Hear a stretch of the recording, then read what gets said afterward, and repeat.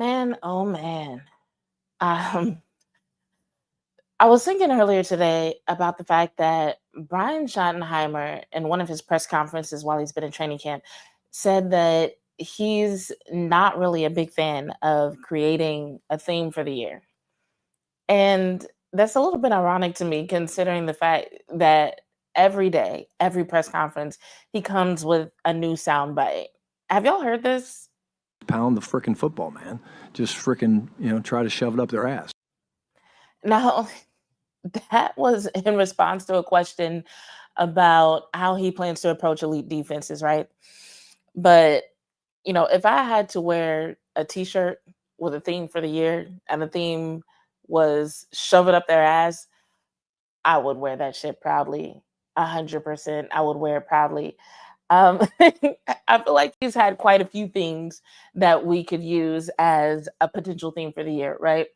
But this one, I have a feeling this one is going to make headlines. I have a feeling that we're going to wake up tomorrow morning and we're going to see a lot of people talking about Pound the frickin' football, man.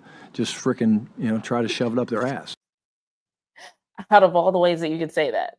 But we're going to talk more about what he meant, because not only did he kind of talk about this, but what I heard from OC Clayton Adams, I feel like kind of reiterated what he was talking about. And we're going to get into all of that after we talk about what happened with the Dallas Wings this week. So we'll talk about the Dallas Wings real quick, and then we'll get into the Cowboys. But first, Queen bitch, supreme bitch, I'ma stay that bitch.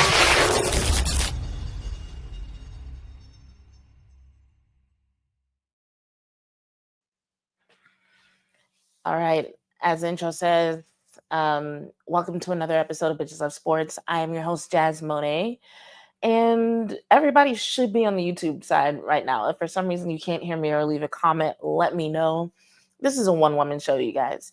But yeah, real quick about the Dallas Wings before we get into the Cowboys of it all. So if you follow me on Twitter, earlier tonight I was at the Dallas Wings game, and they've had an interesting week. They've had the epitome of ups and downs. So they've had several close losses this year. And this one was probably the most nail biter of a game, like literally down to the wire. And it's interesting because I just asked Wings fans yesterday, literally yesterday. I said, hey, there's about 6 games that have come down to 6 points or less. In other words, 2 possessions or less that the Wings have ended up losing. So if we took those 6 games and they went the other way, the Wings would actually be in playoff contention. So if you think about it, we're really judging Coach Chris Koklana's very harshly based on what might amount to, just a few minutes of gameplay over the course of the season. And I asked Wings fans, I said, if those games had gone the other way, would you feel differently about Coach Koklana's? And a lot of people said no. And now to that total, we're going from 6 games to 7 games that came down to 1 possession or less. So earlier tonight, Dallas Wings played the Atlanta Dream, a very exciting game that came down to the last second because the Wings were down by 1 point, or they ended up losing by 1 point. But Paige Beckers had a chance to get. Actually, let me double check that score. I know at one point they were down by 1. I don't remember if that's what they ended up losing by. But I know Paige Beckers had the opportunity. Okay, they ended up losing by 3. So Paige Beckers had the opportunity to hit a 3-pointer to tie the game, and that just didn't work out for them. But the interesting thing was, this was literally one of the best games they played all season. One of the best games they played all season. It was the highest scoring percentage, or the highest field goal percentage that they've had all season. It was some of the best defense they've played. It was some of the fastest gameplay they've played. And before the game, Coach Koklanis was asked about that, was asked what the game plan was. And that was one of the things he said he wanted to do. He said he wanted them to run the ball up and down the court. He wanted them to have a read and react type of gameplay. He literally said, I don't even want them to look at me for a play. I want them to take the ball from one side of the court to the other and let them determine based on what's happening on the court, what they're going to do next. That's how fast he wanted the game to go. And for the most part, that worked out. There's not really one glaring thing you can point to in this game that just went terribly wrong. They played well, they played fast, they scored well. Um, they made most of their shots. There was chemistry between Paige and Enrique. It literally just came down to one possession. Like, had the game kept going, they probably could have won. But as with all sports, there was a time limit. And so, Atlanta scored last, Atlanta won. But what's interesting to me, and I can already see on one of my screens that there's some things going on with the stream. So um if you're watching, let me know if you're seeing any kind of like lag or any kind of freezing or anything like that. But what's interesting to me, and we're gonna get to Brian Schottenheimer in a second, I promise. But just a few more things about the Wings. What's interesting to me about what happened in this particular game is the fact that um everybody seemed so down about the loss. I think a lot of fans were really excited to see the team fight the way they fought, to see them get so close to beating a team that is ranked so high above them, and just to see the improvement. But they seemed really down about it, and I think it's because they saw how much they've been improving. They saw how much better they've been doing as a team, when it comes to not just one area, but several areas across the board. But one thing I think that's going to really rub Wings fans the wrong way, and this is a question I actually asked Coach Chris Kuklinas after the game, because T-Mac, who had a great game 2 games ago. On Sunday, T-Mac played amazing. And then fast forward to the game against the game they had on Monday, and all of a sudden she doesn't see the court. Okay, interesting. Then fast forward to today, she doesn't see the court again. Grace Berger played really well on Monday. And then tonight, she doesn't see the court. So they beat the New York Liberty on Monday. At least Grace saw saw the court that game. And then tonight, it was 2 players who didn't play. And it's not like they have a huge, deep roster. So tonight, they went into the game with a roster of 11. And so they only played 9. And when I asked Coach Kuklinas about why they decided not to do, or why he decided not to play those 2 players, all he said was, oh, well, there's only 40 minutes to go around. I have to make decisions about who gets minutes and who doesn't. And I won't always get things right. It's not perfect. But no, there's no reasoning behind it. There's no disciplinary thing. There's no injury thing. And my thing is, like, I'm a Wings fan, but I'm not one of those super emotional fans who gets really upset about every decision that he makes. But if I were, and the team only lost by 3 points, that would piss me off that you don't have a better answer for not playing 2 players who have actually done pretty well this week. We're not talking earlier in the season, they're coming off of injury or they had a couple of bad runs. No, we're talking about like literally within the past week, we've seen great gameplay from these 2 people, and they just didn't see the court at all in a game this close. And all you can say is, oh, well, only so many minutes to go around. I just didn't, and I won't always be perfect. And I'm just like, yeah, coach, I'm going out here. I'm trying to be reasonable. I'm trying to get fans to understand what you're facing as a coach. You're not helping. You're not doing me any favors at all. So there's probably going to be more to go along with all of this. I typically cover a lot of the Wing stuff on Tuesday, and I was trying to get the soundbite uploaded so y'all could hear it. But I know my audience. I know on Wednesday nights, y'all want to hear about the Cowboys news. Hey, Chris, good to see you in the chat. Hey, Sin City, how's it going? So we're going to get into that. All right, back to this soundbite. Brian Schottenheimer and his game plan for elite defenses. And in a minute, I'm going to play more of the soundbite for you because I do want y'all to hear it in context. But basically, Patrick No-C Walker asked him about his approach to elite defenses. And he gave a very thorough, very thought out answer. I don't want y'all to think that just because some people are having fun with this quote, that it means that he wasn't making sense or it's something to be made fun of. I 100% agree with his approach. It's the wording that's getting a lot of people. And so Pound the frickin' football, man. Just frickin', try to shove it up their ass.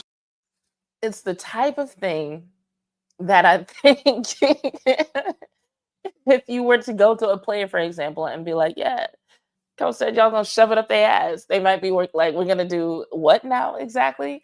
Um, but what he followed up with was saying that they were going to run the football, that they were going to be physical. So let me go ahead and pull up the entire soundbite, and then we can kind of talk about what he said and how that goes along with some of the things that Clayton Adams said in his press conference from, it was either Monday or Tuesday. It's been a long week, y'all. Like I work a lot, so forgive me for fucking up the days. But let me pull up this video for you guys. Yes, Chris, I see the emoji. That is what he said. But he said it for a reason. Give me 1 second. So I want to say the question started off about here. Head coach Patrick Wolf of DallasCowboys.com. Goes without saying, your first two opponents are elite on the defensive front and the defensive trenches. When it goes to planning for those guys, do you give your left tackle, be it Guyton coming off of an injury, or Austin Richards or Nate Thomas, do you give those guys the same trust you have in Cable, or like where does scheming to help those guys come in? Well, I mean, we obviously have a bunch of time. Honestly, Patrick, I think D-lines in this league are all now elite. You mentioned 2 in the division, 3 in the division that are great, just like ours is. We have tools, but, we don't have to answer that right now. And I'm just excited to watch, Nate, go out there and compete against some elite pass rushers that we have out here. See Awesome compete. And then, again, they're not going to win every rep. They're going to make mistakes, and that's part of practice. And, when we get to the game planning part of it, our system is flexible enough that, we have all the tools that we need to be able to change things up. And at the end of the day, the best thing you can do for any offensive line, any team offense, when you're playing elite defensive linemen, is pound the frickin' football, man. Just frickin', try to shove it up their ass. And that's what we're going to try to do. We're going to be physical. To your defense. So that was the full context of the quote. In case y'all have seen it floating around, that was the full context. He's talking about them running the ball. He's talking about them being physical. Of course, that's what we want. That's what Cowboys have been asking for consistently, but they haven't gotten consistently. Um, Chris said he reminds me of Sirianni a little bit. I got to disagree with you there, because like Sirianni has a touch of, I almost wanted to say sinister. Like, I don't know. Sirianni comes off a little bit more negative. Sirianni almost comes off as a little bit of almost like a bully to me. Shadi just says what's on his mind. Shadi is just very, like, he has a lot to say. He has a lot of, I think Shadi is way more insightful and thoughtful than Sirianni. Now, when it comes to saying what's on their mind, maybe there's a little bit of a similarity.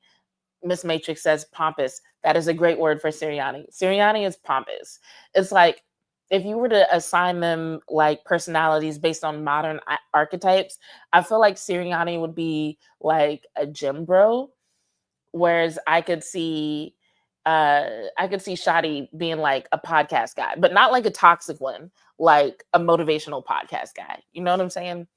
So yeah, like with Shadi, I get insightfulness, I get sincerity. He has a lot to say, and he is very honest. But Sirianni is a jackass,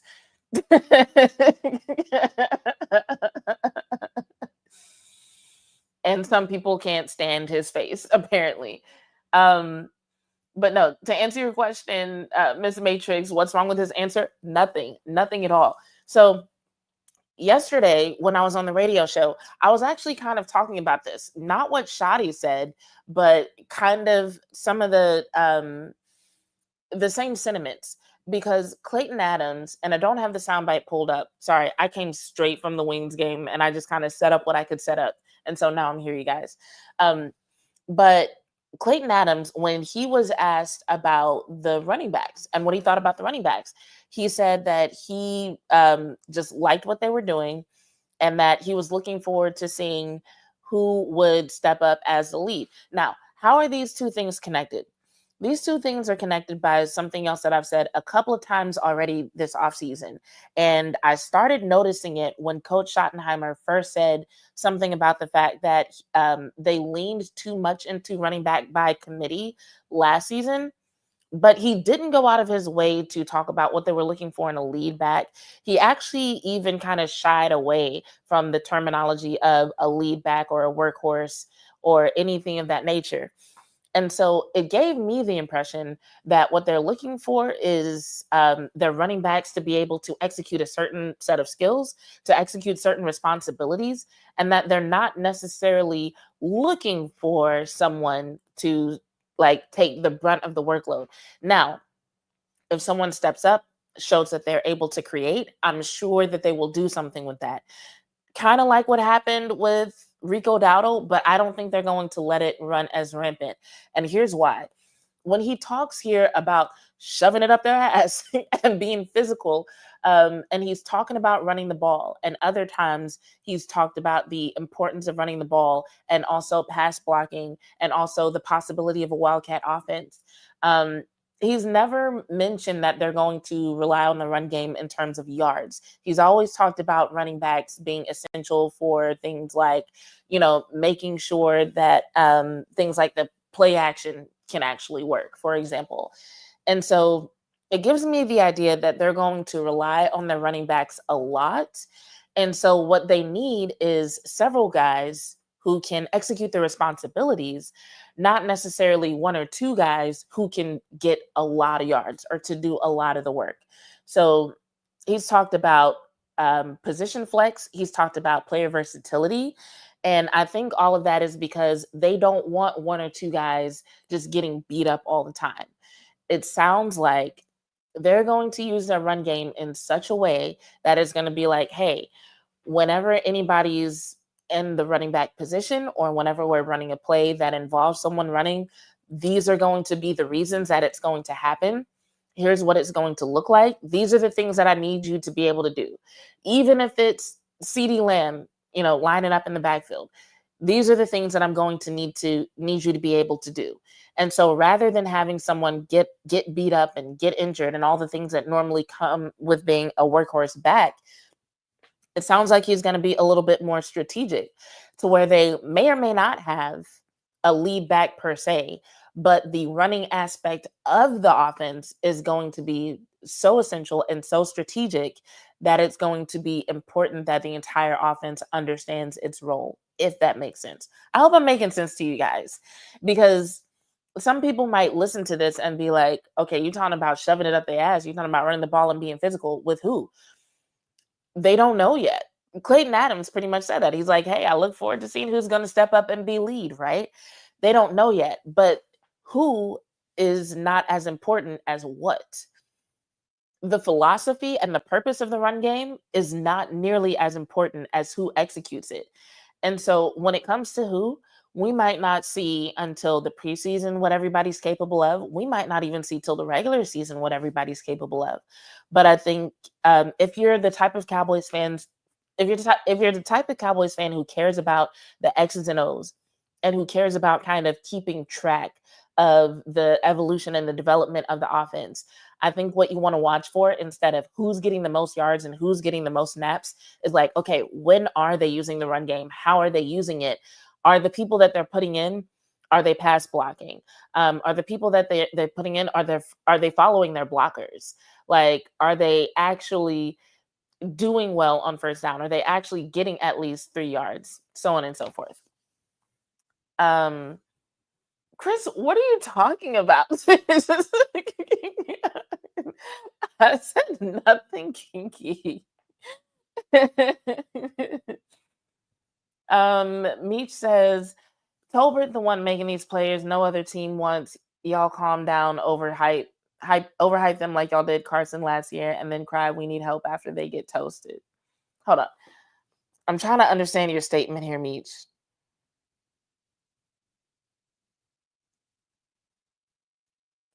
I might need you to retype this. I put it on the screen because I saw where you said Tolbert, and Tolbert is somebody I've been thinking about a lot lately, and I'm going to explain why in a second. But I don't think I completely understand what you're saying there. Miss Matrix said, "Can you talk about what Shotty meant when he said we plan on going to the SB and you'll see players that aren't on the 53-man roster?" Okay, great question. So essentially, when he was asked that question, and I can try to find that in the video as well, when he was asked that question, he was talking about just injuries and the nature of the game and how different things might happen throughout the season where you have to replace someone who gets injured. Like historically, the Cowboys have brought in somebody mid-season, and they do end up playing in the playoffs. But he wasn't talking about just the Cowboys. He was saying, well, just about any team, because there are so many games and because the season is so physical and these guys take such a beating. By the time you get to the Super Bowl, if you're a team that plays well enough to make a Super Bowl, that means you're playing more than just the 17 games that are scheduled. You're playing what it ends up, depending on whether or not you get a bye, it ends up being like something like 20, 21 games, right? So by the time you go through all of that, there's probably going to be somebody who gets injured and is no longer able to play by the time you get to the Super Bowl. So you've probably brought in somebody from the practice squad or brought in somebody that you acquired during the season, and now they're on the field with you. So nothing major. I don't think he was trying to imply anything about the guys who are currently at camp or suggest anything like that. I think he was just speaking to the brutal nature of the game is all.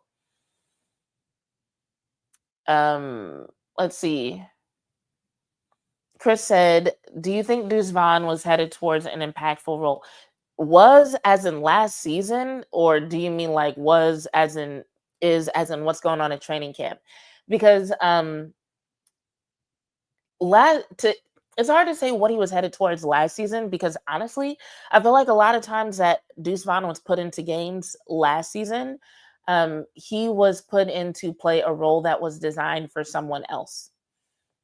And so it didn't play to his strengths, and so he wasn't able to really show what he could do.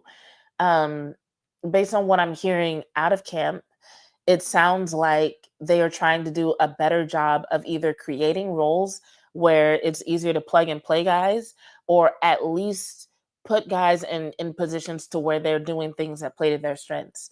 So assuming he sticks around, yeah, I do think he can play an impactful role. I think Deuce Vaughn can play an impactful role on any team that is willing to use him with a coach that is willing to figure out the best way to use him and stick to that. That's the thing. I'm not going to sit here and pretend like he's a quintessential running back and any team could use him.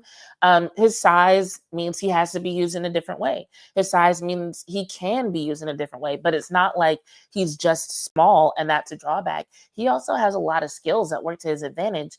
Um, like his lateral movement is phenomenal. The speed with his lateral movement is phenomenal. The way that he can make guys miss, that's something that's unique to him. But when it comes to other things that running backs are expected to be able to do, like even taking short passes or pass blocking, things of that nature, um, sometimes those things, depending on how they're designed, sometimes those things do not play to his particular skill set.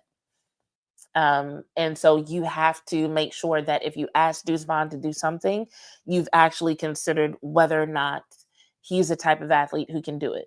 There are some athletes who, because of their size or because of their training or because of their skill set, it's easier for them to fit into certain places. CeeDee Lamb is one of those guys. I remember the first time I saw CeeDee Lamb in person, he's taller than he feels like he is on TV, if that makes sense. Like, I know that sounds weird to be like he's taller than he feels like he is on TV, but I I I did not realize he was that tall. I did not realize his wingspan was like that. And then it's like once you see it in person, you kind of start to get it. It's like, oh, this is why he's able to do what he does. This dude is actually a big and strong motherfucker. Like he's not one of those guys who when you think of big and strong dudes in the NFL, you don't think of CeeDee Lamb, you know. And if you were to like go among all positions, obviously he wouldn't be in the top. The strongest people are probably in the trenches, right? But when it comes to even just receivers, you don't think of CD as like a big, strong guy. But when you see him in person and see how he's like actually built, and you get to like watch how he executes certain things like in real time, like not via video, like you see it with your own two eyes, it's like, oh, he is really that dude. Like he is actually a tough dude. It's wild, right? Um, yeah, that was my fangirl rant. Um, but anyway, I say that to say those, like, his characteristics, his features play into why he's able to line up anywhere. Like, is a lot of it mental and the things he's able to process as a player? Absolutely, yes. But is a lot of it because his physical makeup allows him to execute the things that he understands mentally? 100%.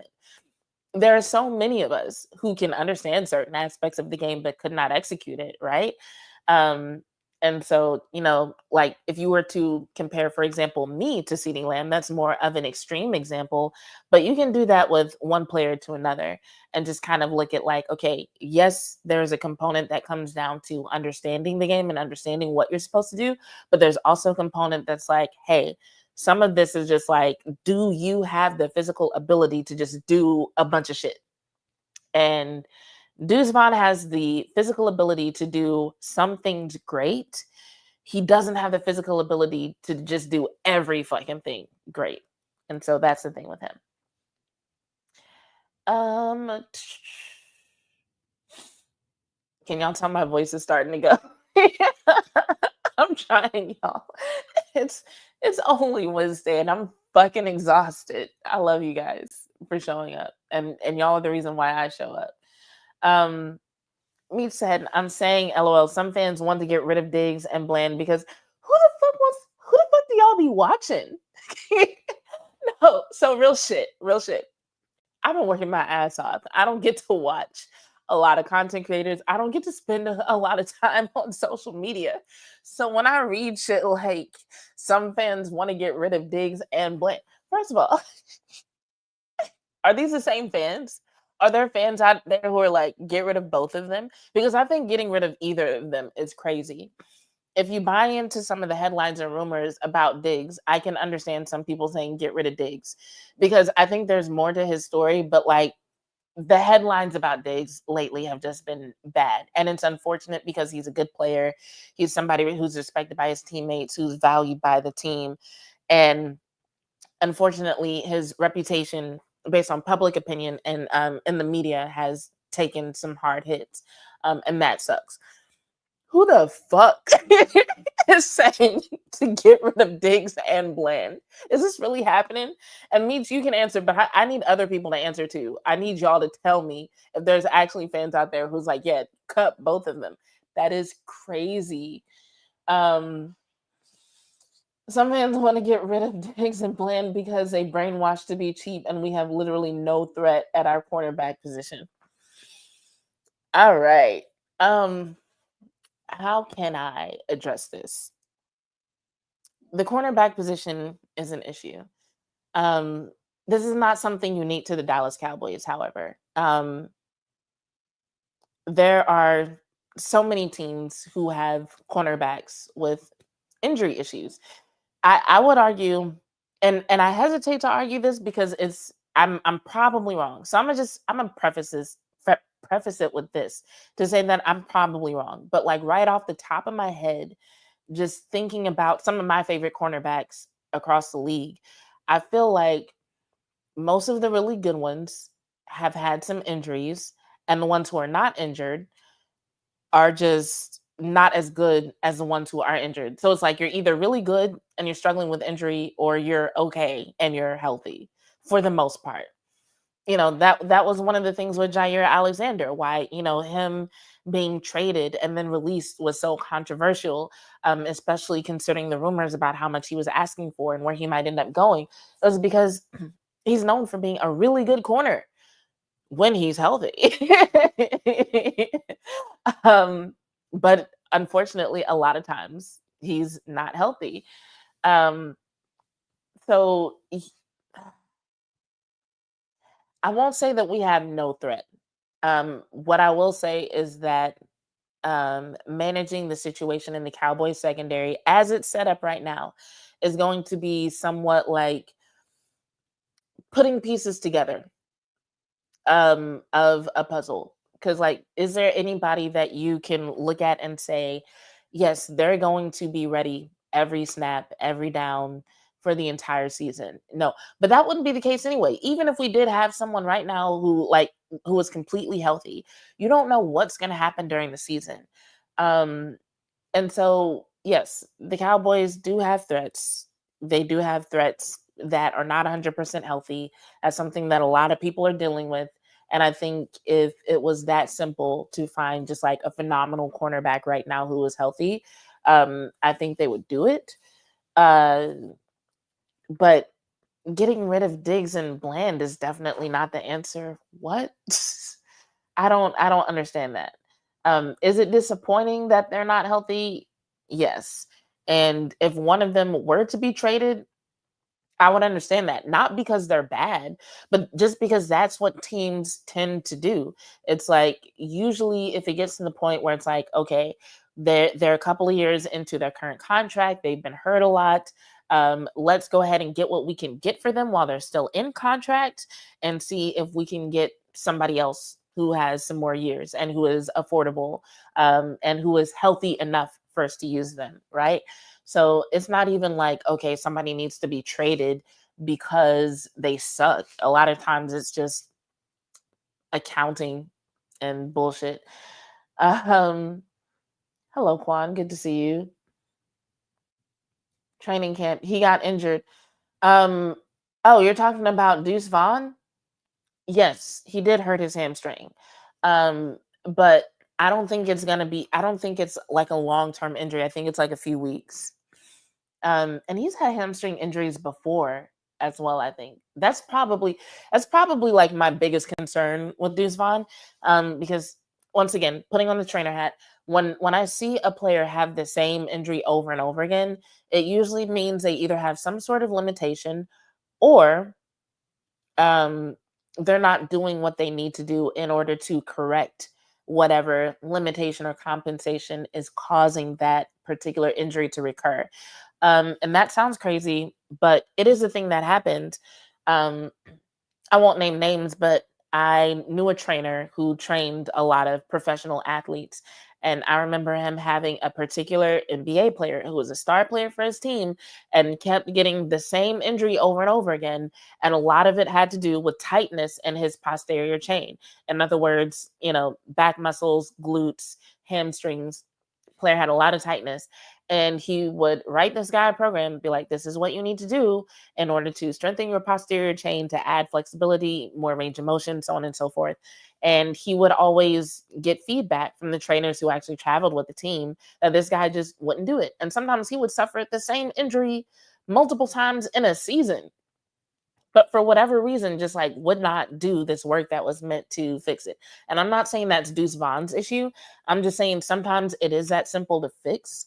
And sometimes it's just not happening for whatever reason, whether they're just not doing it or haven't been prescribed to do it or whatever. Chris said, damn, you broke that down extremely well. Thank you. You're welcome. Meech said, I'm new to the internet stuff and already tired of fake fans sounding like Stephen A. Smith blaming Dak when our defense gets dog walked every single playoff game. Like, get real. Now, I think I ended up listening to First Take this morning, and it wasn't on purpose. It was because, like, I think I was watching Get Up, and then First Take just kind of came on, and I was busy, and it just kind of stayed on. But yeah, they were talking about Dak today, or it might have been on another show. I don't know. Either way, I know what you're talking about. Let's see. Meech says, watch Cowboys fan talk and attack on Cowboys. They say Bland not worth paying, getting fans to agree with the Jones family and saying Diggs doesn't respect the team and he washed up. Oh my goodness. Yeah, I'm a pass. I have respect for both those guys. I do. I do. But on that particular content, I'm a pass. I actually really like AOC. Like, we don't see eye to eye on shit, but we have some phenomenal conversations whenever we do talk or whenever we do content together. So I actually do like him, but we don't see eye to eye on nothing. And I mean, maybe that's why they get the viewers and I don't. Like, maybe I need to start making videos where I'm like, Trayvon Diggs sucks and Bland needs to be traded and Dak is on some bullshit. Like maybe I should do that, and then I'll have viewers, and then I'll actually get money from this, and then I can actually do this more often, and then go back to saying things that make sense. Um, let's see. Had to unsubscribe them. I can't stand downplay for attention instead of being a fan and support. Oh, well, they've got plenty of subscribers, so I'm sure they'll forgive you. Let's see what else we got.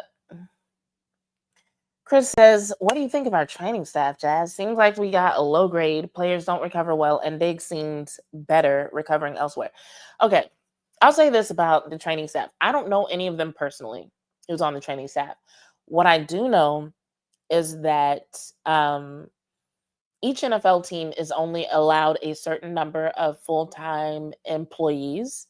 And so there could be a lot of reasons why the Cowboys have fewer trainers. It could be that they've had to dedicate some of those full-time employee spots to something else. It could also be that in the area there are so many qualified people that players can find someone else to get their services from. Now, would that mean that those players have to pay those people? Yes, it would. And if you are a player who is not already set for life, might that bother you? Yes, it might. So yeah, pros and cons to everything. There are pros and cons to everything. Um, but I don't know enough about the training staff to say if they're good or not. I have seen the grades that you're talking about. Um, and as far as players not recovering well, a lot of that, regardless of how good your training staff is, a lot of that is going to have to do with things that they are doing on their own. So training staff, they might be there to like wrap up something, to diagnose something, to recommend what you should do. Cool. But it's still going to be up to you to do it. Most of what players need to do to recover will happen when they are not at the building, unless they're like spending the night at the fucking building. But I'm talking about everything from like how they decide to eat to different methods of treatment, like whether it's foam rolling or a percussive gun or other types of recovery, or even like the infrared chambers that some people are using. Um, yeah, there are so many different types of things that a person can do for recovery. Getting enough sleep, getting enough sleep is like a really big fucking deal. And from what I've heard, there's a lot of athletes, especially the young ones, who don't do it, who stay up all night doing things like playing video games and bullshitting or whatever else, and they are not getting enough sleep. Um, Being too stressed can impact your recovery. A lot of times, the exercises and workouts that are prescribed for recovery are considered boring. They're usually like slow paced, not very high intensity. They're not feats of strength. Um, so yeah, I'm not going to blame that entirely on our training staff. And I've heard there's even a bigger emphasis on hydration this year. So I do like hearing that, because they had like way too many instances of dudes just like being dehydrated and having to be sat down because of it last year. It was like really weird. I was like, what the hell is going on? Me said, Boss Cowboy showed Diggs jumping and landing on his bad knee, looking crisp like ice lemonade, and our rookie Rebel is seriously still limping. He is not ready for week one. I haven't seen what Revel looks like, so I won't speak on that.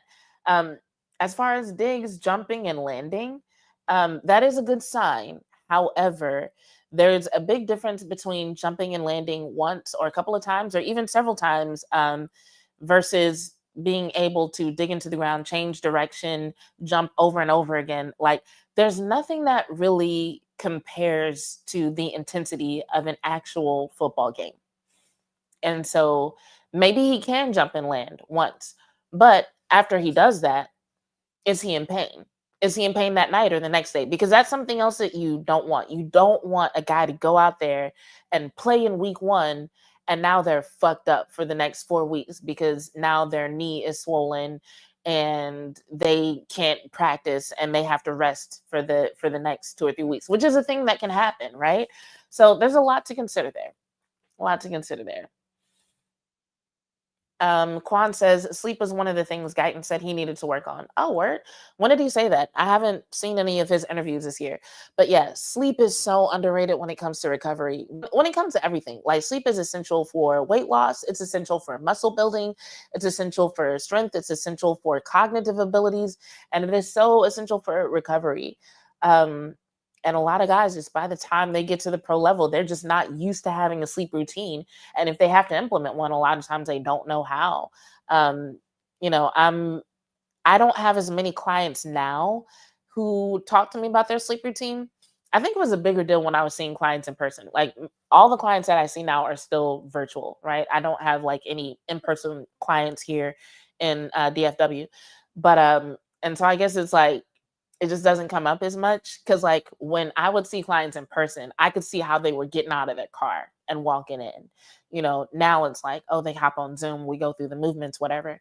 um but I could see it, and I'd be like, how do you sleep? How much time did you sleep?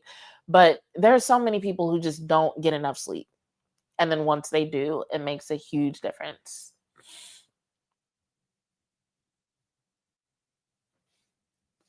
Meech says Jazz, he was working with his trainer running up sand dune hills in Cali yesterday. Dope. I'm here for it. Glad to hear it. Chris says, I remember JJ Watt was talking about how much he has to sleep to recover. He said most people wouldn't be able to handle it. Most people can't, honestly, because especially when you consider what other people demand of you. Like that's why whenever I hear about a young guy in the NFL who like chooses not to date, I totally get it. Because, you know, if you have a significant other, they're going to expect you to spend time with them. They're going to expect you to do things with them on the weekends. And honestly, if you want to be like the best you can be as an NFL player, your days should be like just your training, your practices, your meetings, eating and sleeping during the season.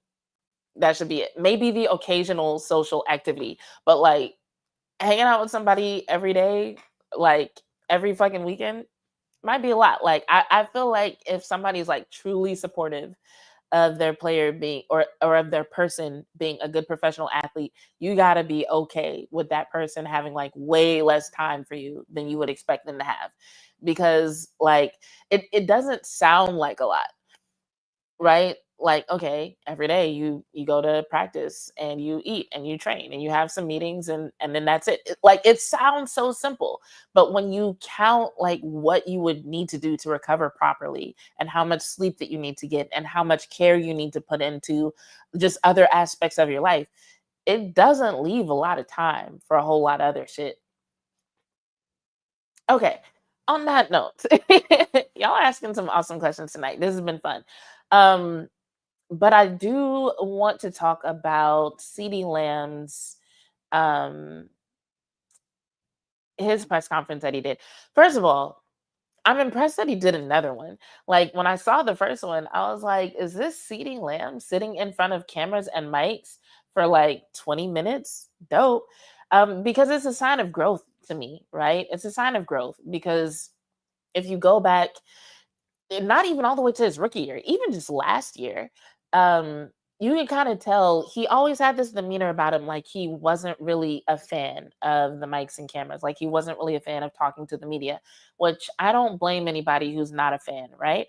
But to go from that to not only being willing to speak, but also doing it so well, like his actual speaking skills have improved. Like I'm 100% impressed. But also, if you remember, maybe it was last week, maybe it was a couple of weeks ago, I said, like, yo, CD Lamb and his development, they're going to be the story of the season because, you know, I think a lot of people are looking at other things and I don't blame them. But the way that he's developing as a leader, I think is going to have a bigger impact on the offense than what people realize. But I want to play his press conference because I think he said some things that gave us some insight into what the offense is going to look like, but also his the way he interacts the way his role interacts with other players' roles, like what that's going to look like. So I just felt like he had a lot of good things to say that can give us some insight into what the team's going to look like from an offensive perspective.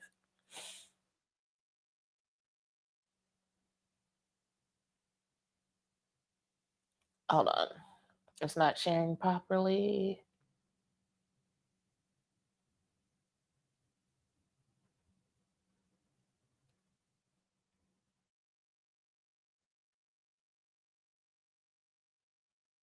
Okay, here we go. Going through with the team. Did it remind you of why you started playing this game back then when you were a kid growing up? Yeah, it did actually.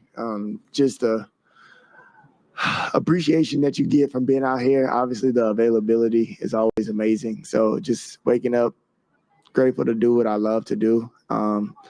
Waking up actually wanting to go to work. I feel like that's a bit underappreciated because a lot of people like to do, have to do a lot of things that they don't want.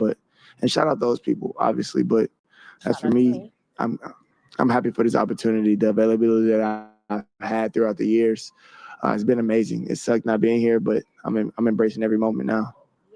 Here, how much does that help you too, just to get the appreciation of playing ball and that kind of thing?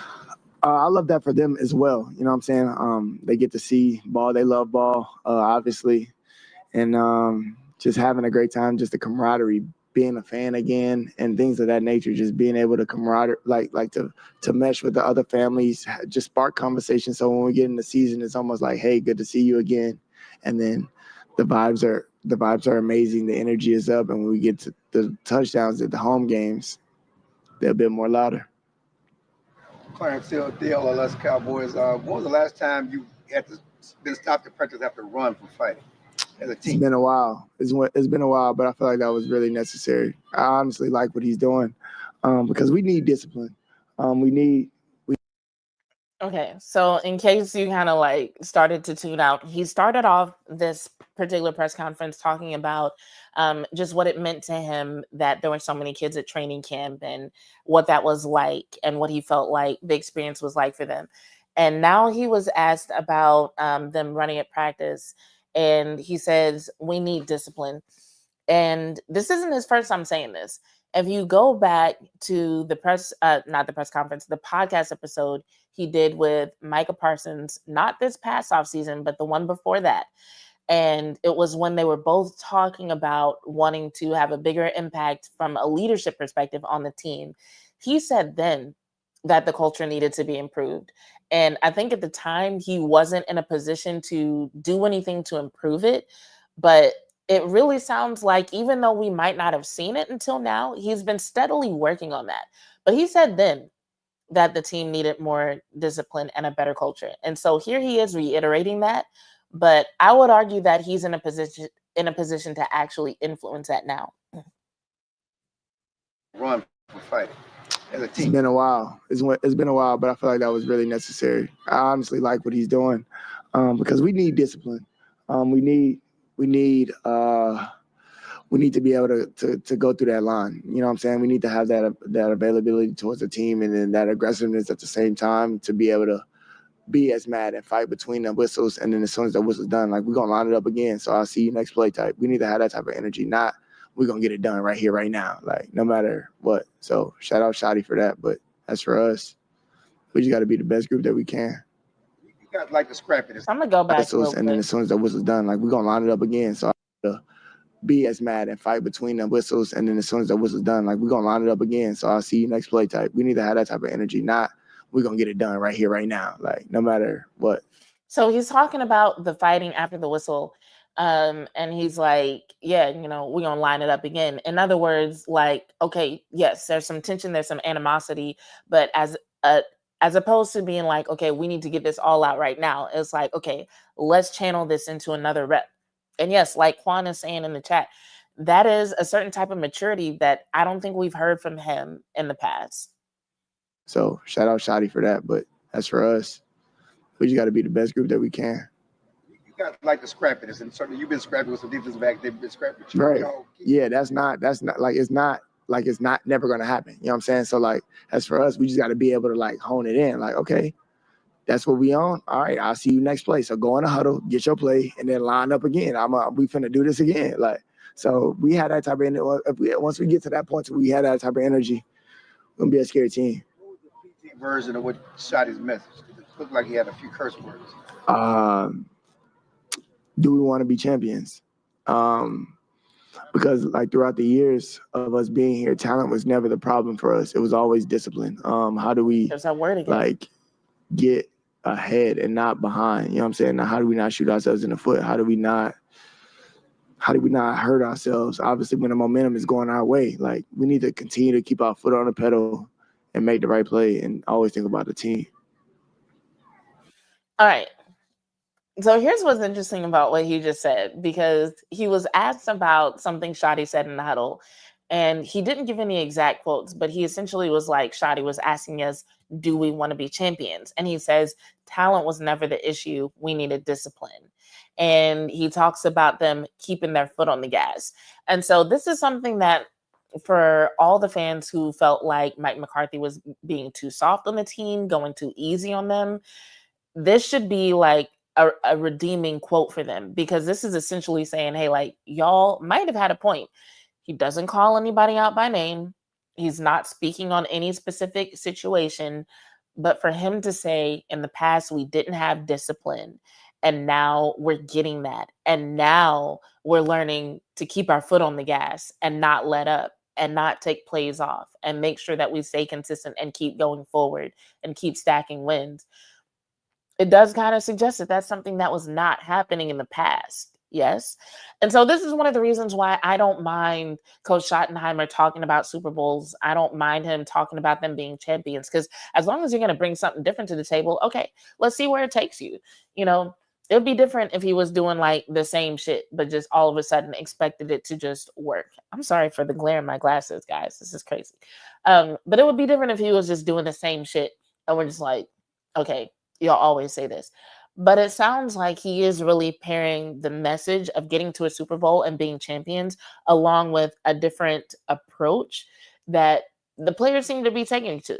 Now, and CD's going to talk about this at the end of the video. I'm not one of those people to be like, this is our year.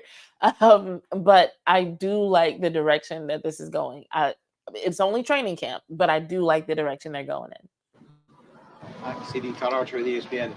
Is it weird not having one-on-ones and 7-on-7? Is it weird not having? Nah, because I'm used to it.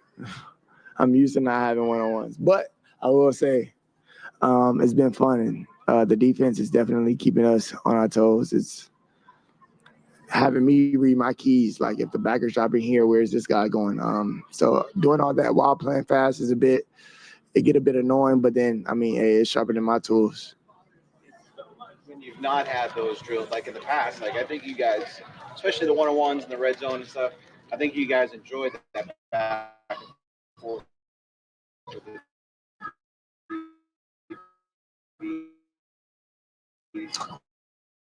Well, yeah, because I love getting on a tails. Let me say that. This guy going. So doing all that while playing fast is how do we not hurt ourselves? Obviously, when the momentum is going our way, like we need to continue to keep our foot on the pedal and make the right play and always think about the team.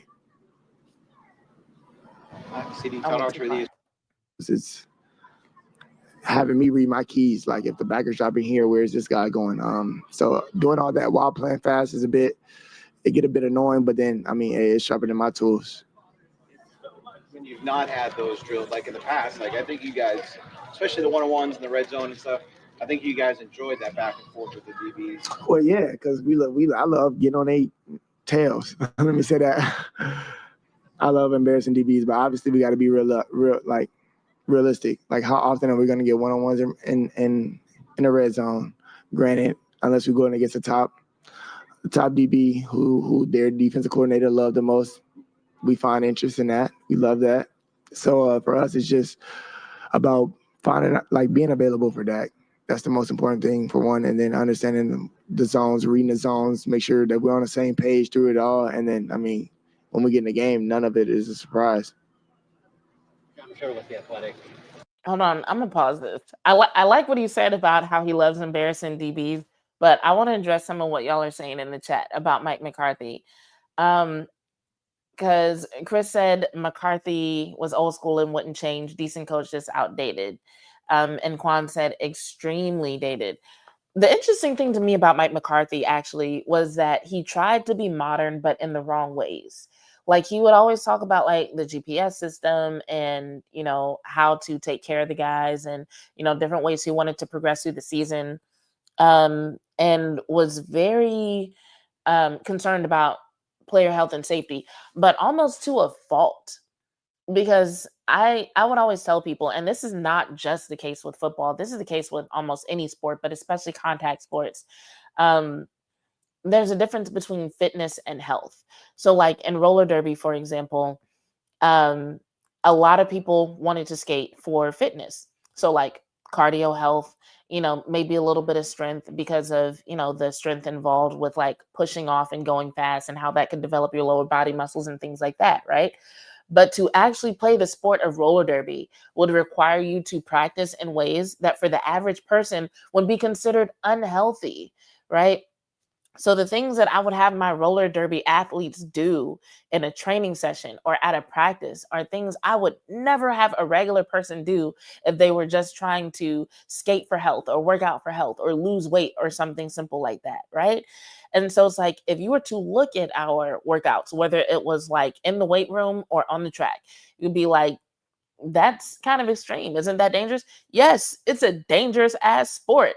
You have to get used to like when I was first learning the sport and like in Derby, we have Derby sisters. And so sometimes like my one-on-one practices with my Derby sisters would happen at like 5 a.m. on a Friday. And so, but that was like my time to get like the training I needed. And there were practices that we had where we'd be skating around the track and she would just like knock me down over and over so I could practice getting up. But that's part of the sport. It's not something I would ever have a regular person do, you know?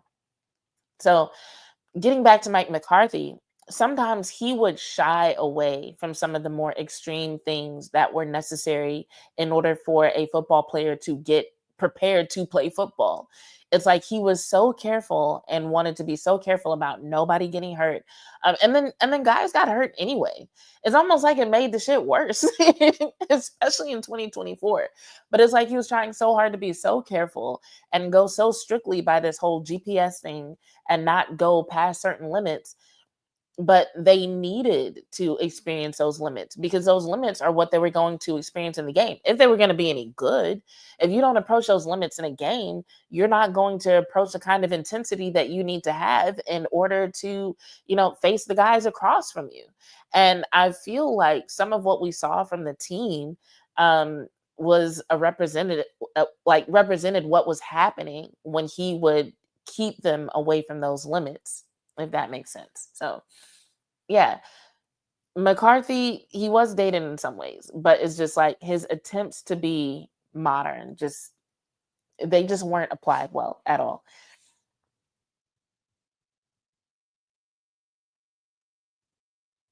Did you come out here with any part of your game that you maybe wanted to work on more than another? Catch everything. That's my plan. Catch everything, and we'll see what happens after that. When did you start thinking about that? I've always been thinking it, but it's like moving with intent. You know what I'm saying? It's a little different than it just being a thought. You have it on paper, you see it every day. And then when you're going into the practice, you switch that mindset, you turn it on. So just remember. I've done pretty good. I had one drop, I want to say, a couple of days ago. Sucked. I hate it. Made me start all the way over, but it is what it is.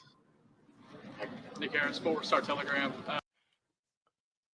Now, I don't know if this is still something he thinks about, but if you're a person who's been a Cowboys fan for several years, you probably remember CeeDee Lamb's rookie year when he had a big issue with dropped balls. And so it's just interesting to me that like fast forward a few seasons and like he's at training camp, like, I dropped one. And I'm just like, yo, like you've come a long way, fam. How can you explain to anyone that's not running in this offense how George Pickens has really been able to help get you open? What have you seen now that the reps are really starting to stack? I mean, it's pretty much night and day because if I have two guys on me, I can guarantee you the ball is going to him. because we're on the same side. And if there's two guys on me, he's one-on-one. So do what you want with that info. But it's honestly fun. Just him understanding the process of taking what we do in meetings and then bringing it out on the field, and him immediately having it click to him on the walkthroughs is kind of impressive. And I like that because I'm that type of receiver too. I find it fun and learning a new offense and figuring out how they're going to integrate me with it. So as for him, I'm proud of him for it, but I need him to keep doing it too. Learned anything about Jaden Blue since he's been here? He's fast. All right. He actually got great eyes. And by that, I mean he's patient. He lets the hole open up before he does, pick where he's going to go. But he has great eyes. I saw it in pads, and I see it again in shell. So. Joe Boyd, Dallas Morning News. Shotty called Micah an elite competitor. And from our standpoint, I think if an elite competitor is not practicing, that can be kind of difficult. Obviously, you weren't here last year. For an elite competitor, how difficult is it to not be practicing? This sucks. Like, it's terrible, to be honest. But as for Micah, his is to dominate one player that's in front of him. So I feel like for him, it's just like whenever you let them shackles loose on him, he's going to be literally an uncaged tiger, or lion, essentially. So for him. Okay, this is kind of random. And CD is actually about to get to a point that I really want to talk about. But this is random as fuck, and I'm so sorry.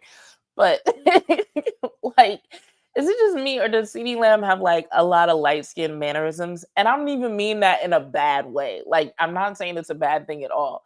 But it's just like whenever you see like memes of like light skinned dudes and like the facial expressions that they make and like shit like that. Like, is that not like everything he does? It's just so weird to see. Like, I think it took me a while to put my finger on it. And I was just like, wait, it's like he's like got light skin mannerisms and like a dark skinned dude's body. Anyway, Quan says that's when you know motherfucker got real, or mofo. That's what Quan said. Quan did not say MF. When mofo got real speed, this dude almost cursed. Yes, 100%. All right, let's keep going because he's gonna talk about Jalen Tolbert in a second, and then I'm gonna talk about Jalen Tolbert. Just keep his head on right. Stay positive throughout this whole thing. We know it's gonna get figured out, and when it does, we're gonna act like none of this happened. I'm gonna ask him for $100,000, and he can't tell me no because he has it. Use that 100,000 for. See, now you being nosy. That's my money. Just in Dallas Cowboys TV. Obviously, Jalen Tolbert's taken steps each year, but where do you feel like he's grown the most through the first couple of weeks? He's being more aggressive when the ball's in the air. You could tell that it's kind of been his mindset going up. Even on the ones that he don't come up with, just the thought of him fighting through the DB, like little things like that is where I feel like he's grown. Year 4 now. He's in year 4. I'm getting old. I'm saying he's getting old as crazy. But yeah, so he's talking about Jalen Tolbert right now, and he's talking about him being aggressive. And he's gonna say a couple more things about him. But here's my thing about Jalen Tolbert, and the reason why I've been thinking about him a lot lately is because nobody's been talking about him. And it's interesting because Jalen Tolbert, when he was brought into the Cowboys, like he was supposed to be like right behind CD, right? Hey Mills, good to see you. But he was supposed to be right behind CD. Like he was supposed to be the next hottest thing. And it felt like every year there was this expectation of Jalen Tolbert to walk through the door. Like, oh, this is going to be the year he finally does it, and he was working with Dak and he was reading various books and doing all these things that were supposed to make a big difference in his game. And there have been like little climbs, but not just that major jump that everybody's been waiting for. And now they've got George Pickens. And so it's almost like everybody's like, all right, well, we were waiting for Jalen Tolbert, but like, forget him, whatever. We got Pickens now. And so I'm just like, dang, what do you think is going through his head right now? Like, what do you think that feels like? Like, I know if you were to ask him, he'd probably say that, he just wants a team to win and he's going to play his role. And, he's going to do the best job he can do. And he's going to do what his coaches ask him to do, so on and so forth. But like, there's got to be some part of him that feels away and wonders, like, is there something else that he should have done? Is there something else that he could have done? And CD kind of talks about in a second, he talks about Jalen Tolbert overthinking and things like that, which overthinking can fuck you up. It really can. So I'm not even trying to downplay what CD says at all. Like he kind of goes over it quickly, but it definitely could be the thing that's holding him back. But it's just a crazy thing to think about that, like, yo, you were supposed to be like the dude, and now it's like nobody is talking about you. Like I feel for him, I feel for him because I feel like that's got to be tough to deal with. Nah, I'm kidding. But as for him, it's all mentality. He needs to stop thinking so much. Well, he has. I would say from his first couple of years to now, him thinking as much has slowed down, and I just needed him to play much faster. And you can tell that he's done that with his releases, his hand fight, and his ability to go and attack the ball. He's playing to his strong suits, and I feel like once you get that confidence instilled in him, still, it's gonna be a hard one to cover. Mike Leslie, WFA, working with George. And I kind of want to know what y'all thought about how he ended that, because like he had a lot of points of like things that he needs to work on. He needs to stop thinking so much. I need him to play faster. I need him, to play harder. But then kind of ends it with like, oh, he's gonna be somebody who's hard to cover. And to me, it almost felt like he was like, okay, I just said all this critical stuff about Jalen Tolbert. Let me at least end it with something that sounds complimentary, something that sounds good. Do y'all think, and y'all like, let's just assume that CD was sincere, but do y'all think that that is a good and complete evaluation of Tolbert? I already saw somebody in the chat saying Tolbert is cooked. Y'all are so mean. No, I'm joking. But yeah, like, what do y'all think about what he had to say about Tolbert? You've always been good at going up and attacking the ball, especially on a fade ball in the end zone. But that's obviously also one of his really strong skill sets. Are there things that you guys are kind of comparing notes on there? And is there something maybe you picked up from him in the first couple months of working together? Nah, the greatest thief of joy is comparisons. Trust me, it will kill you. So as for GP, we gonna fight to our strengths. If he love them jump balls, go ahead and get it. If you feel like I need to go get him, I'll be over there. He knows that. So like for us, it's just playing off one another. Whoever's hot, whoever got the high hand, good luck. You know what I'm saying? Because we probably on fire. You did what I'm saying. So like as for him, we gonna just play to our strengths. Understand like who got the high hand, who's feeling what. If you feeling it, he can have it. If not, I'll take it. And that's just I feel like we're gonna be the best version of ourselves, and that's how we're gonna get the most out of it. Because once you instill that confidence within both of us, that we could be who we think we are, it's gonna be a tough duo to stop. A lot. You come out on the field together. I know some of that's baked into you guys aren't probably going to be part of the special teams, so you're off on the side during those special teams periods working together. But how has that relationship between you developed? Yeah, as you said, just spending quality time together, man. Just understanding, just having those conversations, just like, man, this is mad exciting. So all we got to do is just keep our head down and grind. I mean, it's already destined. You know what I'm saying? With at birth. With the talent that we have, as soon as we break the huddle, it's already destined. So at the end of the day, it comes down to the work that we put in, how serious are we about it, and are we going to take this to the next level, or are we just going to be another duo that's just playing ball together? Hey, CD, Pat Doney, NBC Dallas. I was just curious how happy you were for Jake Ferguson, the deal getting done there, and just to see it, knowing that you guys are going to be. I feel like those were the most significant things. And we might come back to this, but I want to look at some of y'all's comments real quick. Let's see. Quan agrees that the steps haven't been big enough. Okay, we're on the same page there. Chris says he has no yak to his game. He catches the ball and starts looking to go down or out of bounds.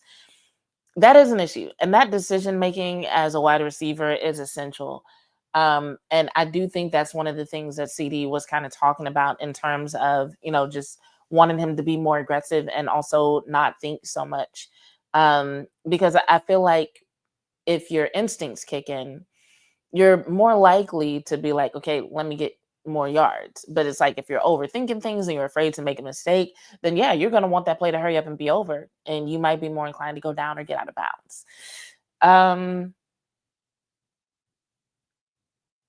Quan says, when I watch Tolbert celebrate, it's always a yell to release pent up energy. means it weighs on him. I haven't paid enough attention to that. I'm gonna have to look at it. Mel says JT might become a trade piece. I hate to think about stuff like that, but honestly, you're not wrong. He could be. He could be. You are not wrong. Because he's one of those pieces that like you could actually get something for him. It's not like he's terrible. And even Shadi was talking about how a change of scenery can make a big deal for like make a big difference for some guys. So it could be that there is a team out there where the OC or the head coach will use him way better than how the Cowboys are going to use him. And the Cowboys can actually get something for him and it ends up being a good move. So I'm not even saying I would be against that trade. It's just one of those things, me being sentimental. I'm just like, oh, don't say that. But like, not real shit. That could 100% be a thing. That is a legitimate theory, especially now, especially right now. Because somebody earlier said it's all about Mingo and Turpentine right now. Um, I've heard a few things about Mingo from training camp. What I've heard has been pretty good. I wish I had more time to like watch all the clips and take in all the content. I really do. But yeah, what I've heard about Mingo, I'm really glad about because I felt like Mingo took a lot of heat last season, but it's like he came in at a weird time in the season and really didn't have time to acclimate before he was just kind of like thrown out on the field. And it's like not only did he have things to work on, but he wasn't used to this offense. And the offense was a mess. They were dealing with injuries. Dak was already out. It was a whole hot mess. And then people are like, why do we get Mingo? And it's like, yo, yo, yo, yo, yo. Like this season is pretty much done. Can y'all just give it time? Like, can y'all give him an off season with the team before y'all start talking about what he is or is not worth? Um, because I always felt, you can go back and I said this, I always felt like the main thing that Mingo needed to work on was his decision making. Sometimes you could see him just like kind of what JT is being criticized for in the comments. Like he was running out of bounds when he could have got more yards. Um, just like little things like that. Or, you know, there were times where he should have like gone back to the ball to help his quarterback and he wasn't. Just not that he didn't have the skills, but didn't know when to apply what skill. And I was just like, yo, if he has time to get better at that, if he is in a place where he learns the system and can make better decisions and understands what his role is and when to do what, he's going to be solid. And from what I'm hearing, it sounds like that is turning out to be the case. Miss Matrix says, do you think there'll be any conflict between Lamb and Pickens? No, none at all. Both are number one, so their numbers will decrease, especially if Cowboys get the run game together. First of all, I see both of them playing a role in the run game. CD can line up anywhere, and I don't see that stopping anytime soon. Two, they're going to help each other out. And, you know, CD already realizes that. I think even before they got George Pickens, CD just knew if they got anybody on that level, it would help him. And it seems like he's realizing that and he's embracing it because essentially it's going to make it hard for people to play defense on him the way that they've been playing him. So it's like CD has been doing what he's doing, but he's also been the cornerstone of the offense and he's been stifled sometimes in a lot of ways. So now there's going to be more options. CD is more mature than he's ever been. So he's more focused on winning. So even if he's not out there breaking records like he has in the past, I think if they're winning, if they make a deep playoff run, he's going to feel good about it. If the offense is able to be efficient and, you know, Dak isn't put in the position so often to where he's making mistakes, CD's going to feel good about it. So like, yeah, they're both number ones. I think fans are going to try to make a thing about it. Content creators going to try to make a thing about it all season. But as for the two of them, no, I don't foresee any conflict. I see them working together to figure out how to make the offense more efficient, how to help Dak, and how to help the team win. That's all I see from them. That's all I hear from them. I don't see anything that suggests anything to the contrary, not even close. Chris says, as long as we win, then it'll be cool. If we lose, then it'll get ugly. Now that can be interesting. I don't want the team to have a losing season or situation by any means, but if they do end up in a tough spot, it will be interesting to see what 2025 CD Lamb does in response. Because, you know, that's the thing. It's like, you know, we're hearing all the good shit at training camp. But is this version of CD Lamb mature enough to actually respond differently on the sideline? That'll be the real test.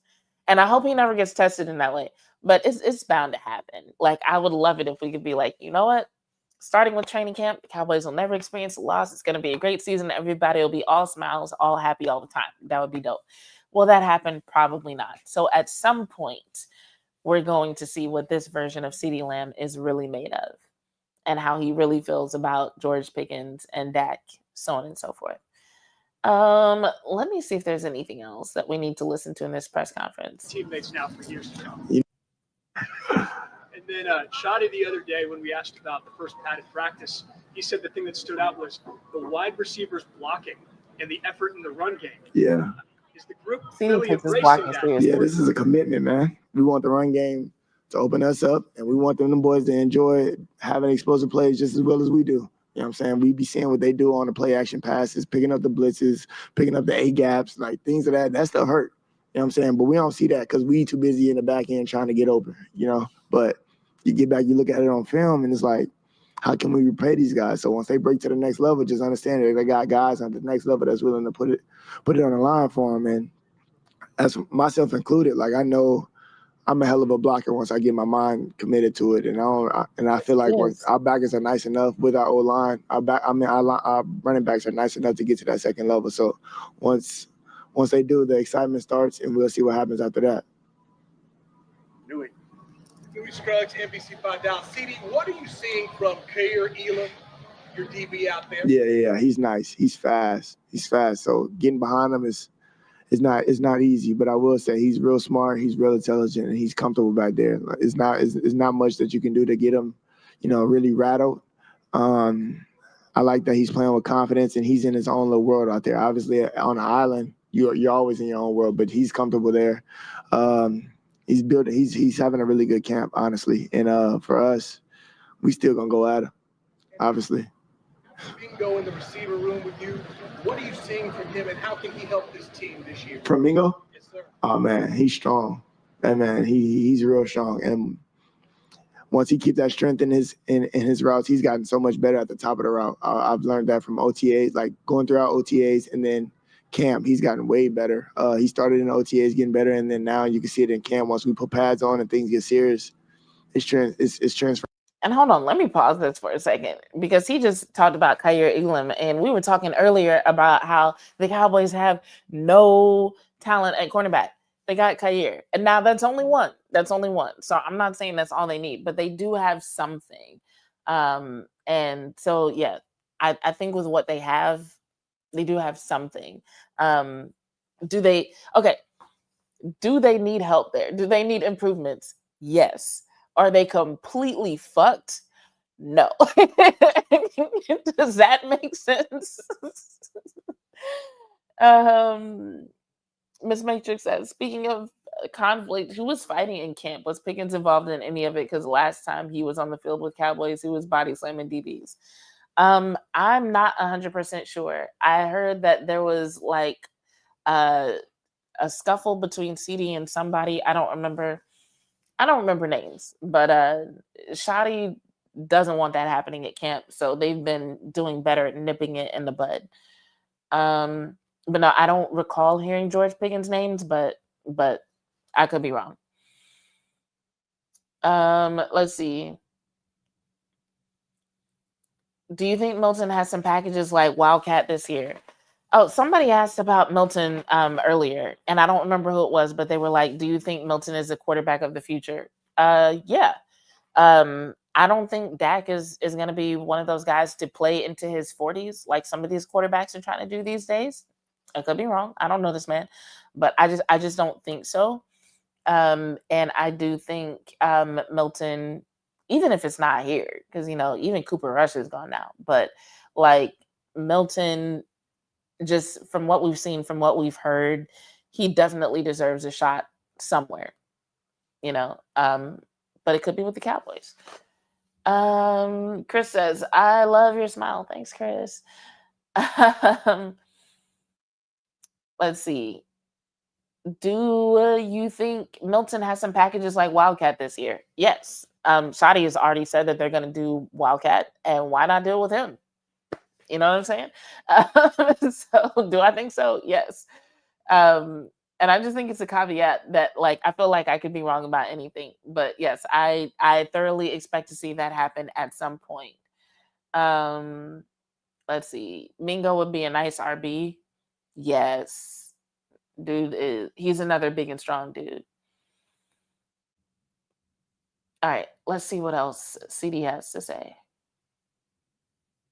Over. So as for him, I'm happy for his growth, and I'm happy to continue to help him. And as I'm helping him, I'm getting better as well, because I'm telling him things that I see from a different point of view, and just letting him know where he could be better. And then I'll take the things that I tell him, and I instill it in myself. So Miss Matrix, QB number 3 is Will Greer. So he was with the Cowboys before, left, and now he's back. You said, is it the guy from a few seasons ago that called plays for it? Yes, that is him. Last one. You talk so much about how when Dak's on the field, you're going to have a big year. Dak gets a lot of criticism from outside and don't appreciate the type of player he is. Can you just talk about Dak, how he handled that criticism, even though he's had a lot of success? yeah, man, that's what comes with it. It just happens. They're gonna criticize him because of the playoff performance, and rightfully so. Like, I love Dak, and I'm with him. I've been with him. You know what I'm saying? So everybody knows how talented he is. Hold on. Did y'all hear that though? I love it, because they were like, yeah, they're going to criticize Dak because of his playoff performance, and rightfully so. I love the respectful admission of the truth. I appreciate that so much, because it's like he's not down in Dak. Like, he's not like, yeah, fuck Dak. Like, we need somebody else. He's like, yo, he's going to get criticized for this, and it makes sense. I love it. Arm talent. He has everything. He's real smart. He's a leader. The leadership is unquestioned. He have his team ready to run through a wall for him. And man, like I said, we'll see. I'm light on my words, because I don't really like to do the hoorah and rah rah and then it don't come into fruition. Like, but I know one thing for sure. I don't want to say no empty dreams, but I know we're gonna have a good one this year though. That's for sure. The average person doesn't really understand how hard it is. They don't. First of all, they don't know how hard it is to be a quarterback for the Dallas Cowboys. They don't know it. Secondly, they don't know how hard it is to play for the Dallas Cowboys. You know what I'm saying? And then the criticism that comes with it, and how big the sport fans is with it. And as for Dak, man, he does a great job of, I will say, blocking it out, because, man, he act like y'all don't even exist sometimes, and it's crazy. I'd be like, bro, do you not see this? Because I see it, and I'm literally right next to you, like, you know what I'm saying? But he does a great job of turning the blind eye, being present, being where his feet is, and just continue to, push and become a better quarterback, become a better player, father, and friend for me. You know what I'm saying? So just understanding the whole situation of what he's going to, you can make light on him, but that makes us want to battle for him harder. All right, we're done. Thanks. I'm gonna keep CD up on the screen. Okay, so here's the thing, y'all. Miss Make Sure said, "Boy, you can tell CD country as hell." Yeah, he grew up in Louisiana, moved to Texas. Hell yeah, he definitely has the accent from both places, in my opinion. But here's the thing, because I love you guys. I want my audience to be educated. I want y'all to have insight. And like, I get it. It is so much fun to come on live and say bullshit like Diggs is washed and Bland should not be paid. But I'm not gonna speak on any of that. People love that shit and they can love it. But here's what I want y'all to know. There are certain players on the Dallas Cowboys that, if y'all want to hear the truth, if you want to keep tabs on what's going on, they are the guys who you need to listen to. So it's like, on both sides of the ball, you kind of have like your leader, you have like your flagship guy, but then you have other guys who are also leaders. And when you really want to know what's going on, they are who you need to listen to. So on the defensive side of the ball, Micah, whose deal is going to get done, and we're going to talk about Stephen Jones' comment before I get off here, but you have Micah, whose deal is going to get done. And he's going to be like the flagship guy. But if you really want to know what's going on with the defense, listen to Osa's interviews. Read between the lines. Tyler Guyton is another one. Only he wasn't as talkative last year. But before things kind of took a turn and he was talkative, he was one who he had some things to say. Like excellent speaker, always had well thought out answers. And then on the offensive side, Dak is going to be the flagship guy. But when it comes to who's going to be like that second in command, 100% CD. If you want to know like what's really going on with the offense and you want the truth, no fluff, CD is the guy you need to listen to. I'm telling you. Let's see.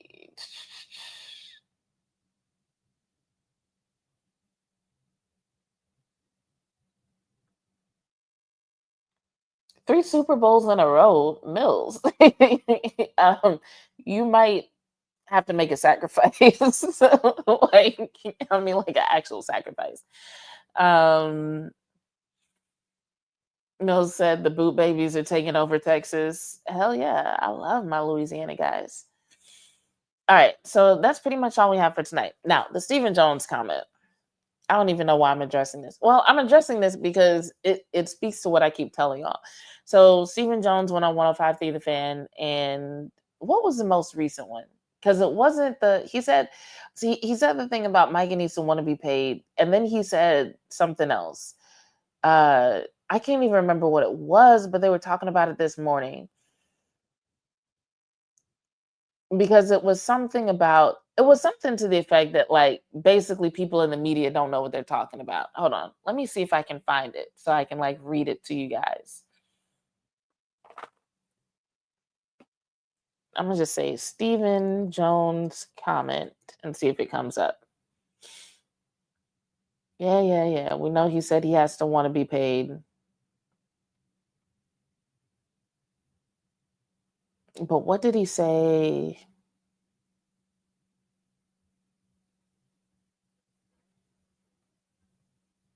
Okay, 14 hours ago. Let me see if this is it.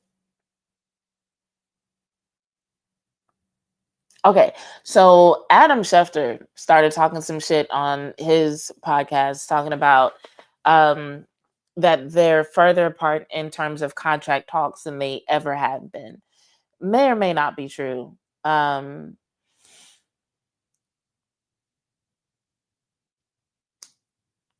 is the quote from Steven?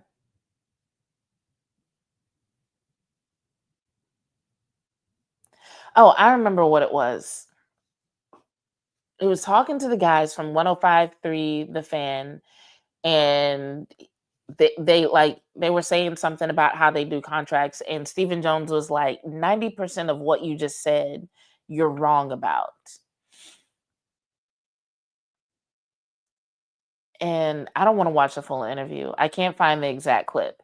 And then what y'all are saying in the chat, that was also a thing where he said that they don't prolong contracts but he was talking about for marketing purposes.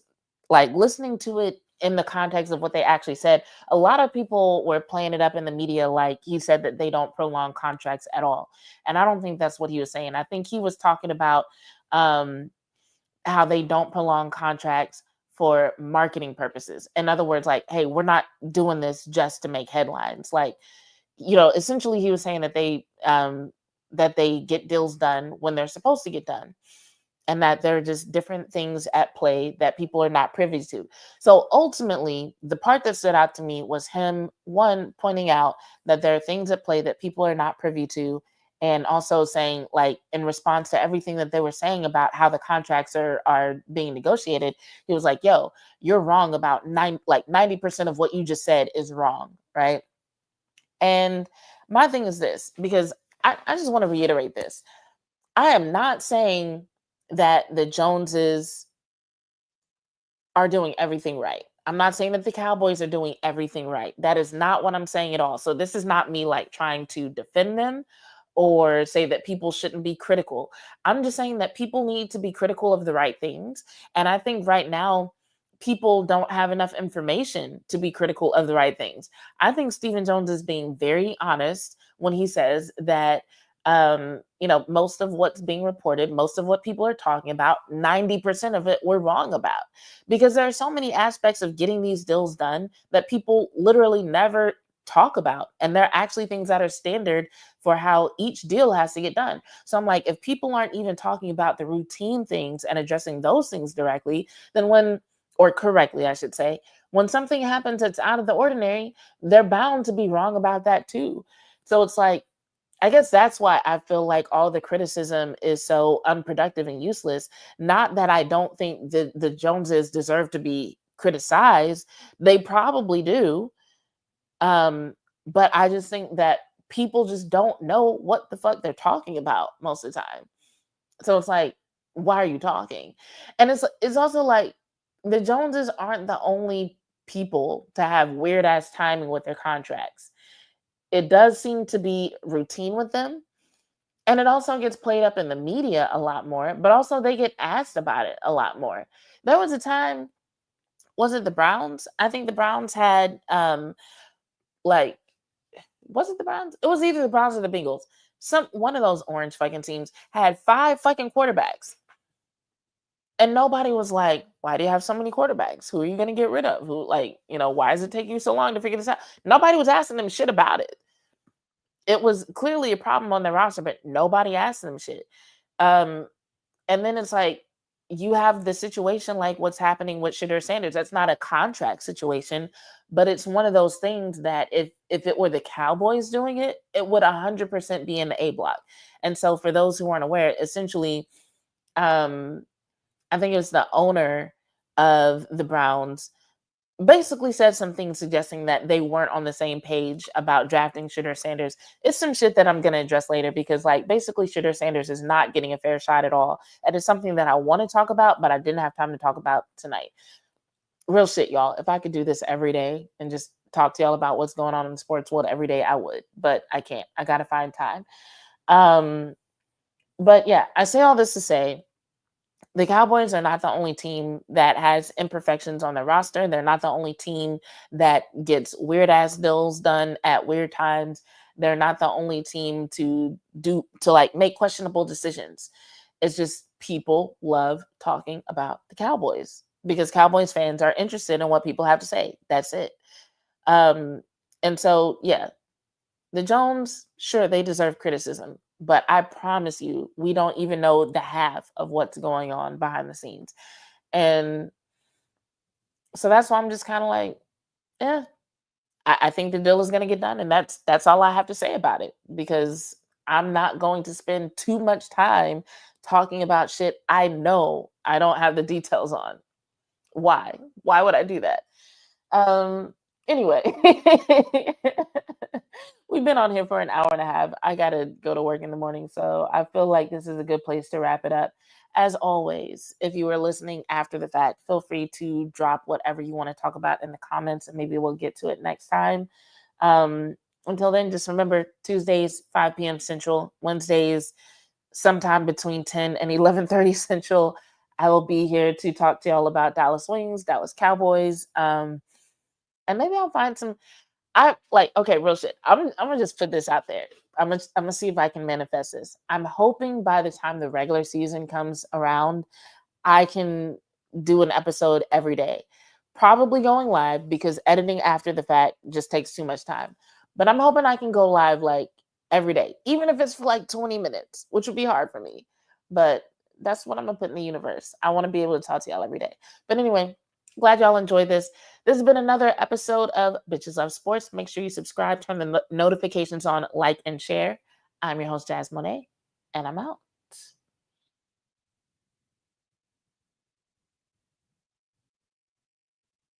You only think of us as a bitches when you intimidated.